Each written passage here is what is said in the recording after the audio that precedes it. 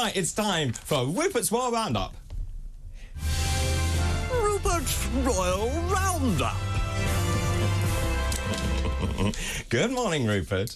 Good morning. Lovely to see you looking so smiley and happy today, the pair of you in your matching shirts. Are they matching? Are Oh, quite thank similar. you. They are quite similar. Well, we talked about it on the phone. Yeah, well, anyway, enough of my fashion, because I'm not a very good person to talk, because I've got a scruffy short sleeve thing on. But you do look today. very dashing in a top Well, I hat, was about to say you're always in morning suit, as far as I'm aware. Oh, well, no.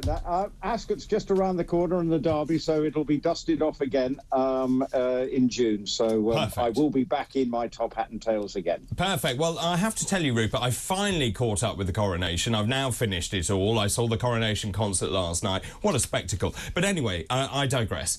So, royal news this week. Well, not much been going on, really, apart from that thing in New York. It was basically... Yes. There was a bit of a hiatus, I think, might be the simple way of describing it, of who said what, basically. And it sort of... I thought after the coronation we would all sort of be able to breathe and take it easy as far as the royal news is concerned, but that's just not been the case. Yes, fine, Meghan goes off to receive that award. That's fantastic.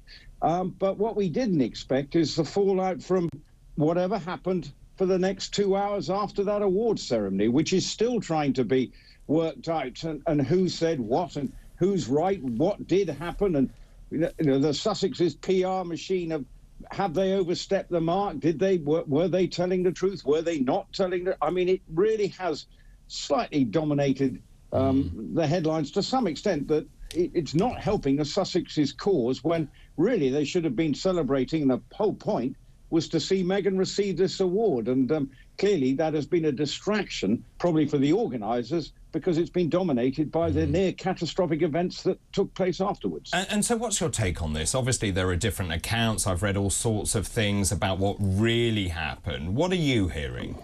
Well, I think it's somewhere in the middle, basically. That's the way you've got to look at it. The NYPD are saying not much happened, because they're probably used to this happening all the time. But in terms of where you've got to look at it from Harry and Meghan's perspective, once they got paparazzis following them, it does lend itself, particularly for Harry, into leading into him feeling uncomfortable. So from a security point of view, they're trying to say, well, we don't want this. We've got to look after our client. So we've got to try and avoid and get away from them. So I think there is a middle ground on this. And actually, there has to be some degree of sympathy for the Sussexes, and particularly for Harry.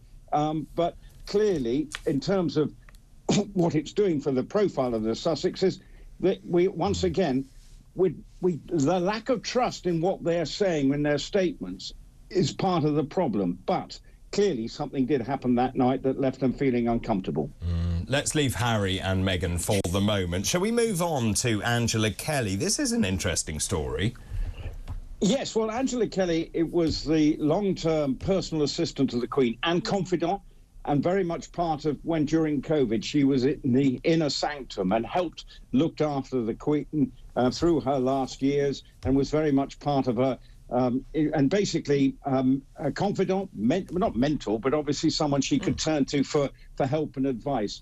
But since then, and actually, Harry some of the statements that he made about that the Queen wasn't getting the best advice, some of that was deemed to be criticisms of Angela Kelly being too close to the Queen. Well, what's happened is now she had a grace and favour house.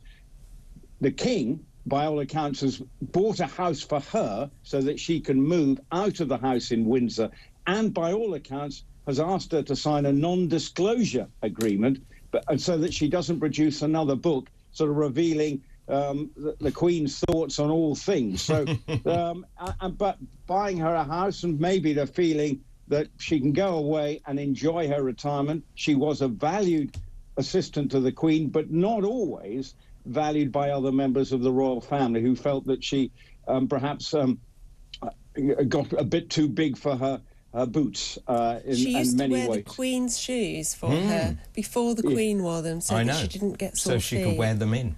I know. Wow. I mean, that's what everyone needs, isn't it? I need an Angela Kelly. You do. You absolutely do. Sorry, Rupert. Yeah. Well, yes, but she was an important member of the Queen's circle. But clearly, I think there were members of the royal family probably who felt that she was sort of getting a little bit beyond her station. And we've seen that.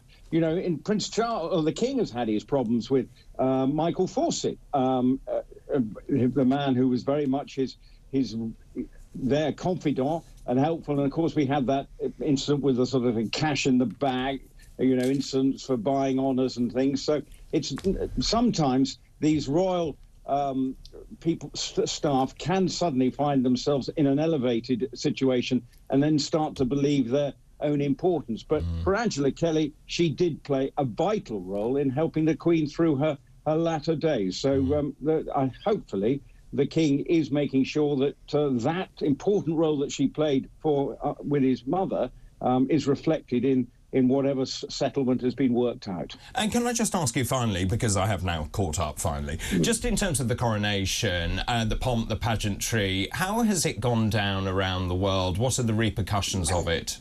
Well, obviously we heard this, in terms of the funeral, we heard how much it cost, 162 million, the funeral. So what we don't know is the cost of it.